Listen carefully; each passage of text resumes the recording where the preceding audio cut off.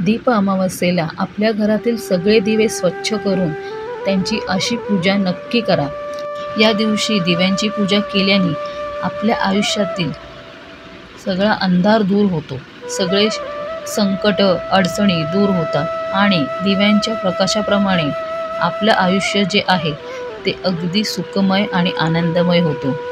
या अमावस्येला आषाढी अमावस्या किंवा गटहरी अमावस्या असेही बोलले जाते।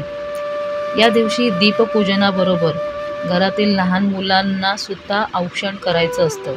यामुळे आपल्या मुलांच्या आयुष्यामध्ये वृद्धी होते। तर चला मग आपण आता दीपपूजन करून घेऊया। प्रथम देवासमोर एक पाट मांडून त्यात भोवती एक छान रांगोळी काढून पाटावरती सर्व दिवे मांडून घ्यावे।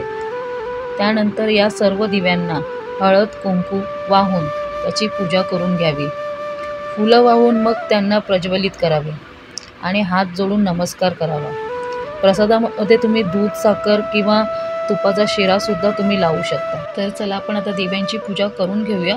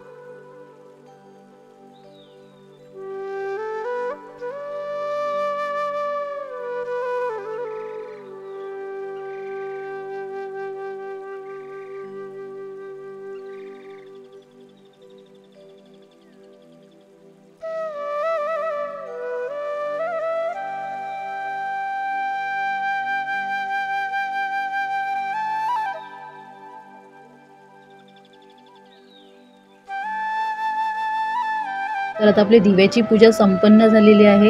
त्याबरोबर मुलांना औक्षण सुद्धा करून घेतलेलं आहे मी। तर प्रसादामध्ये मी तुपाचा शिरा लावलेला आहे आता।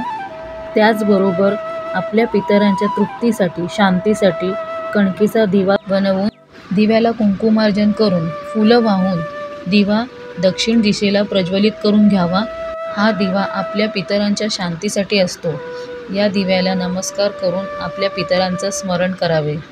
सो कसा वाटला तुम्हाला आजचा दीपपूजनाचा व्हिडिओ? आवडला असेल तर नक्की लाईक करा, शेअर करा, कमेंट करा आणि आपल्या चॅनलला सबस्क्राईब करायला विसरू नका। पुन्हा भेटूया नेक्स्ट व्हिडिओमध्ये। तोपर्यंत बाय आणि टेक केअर।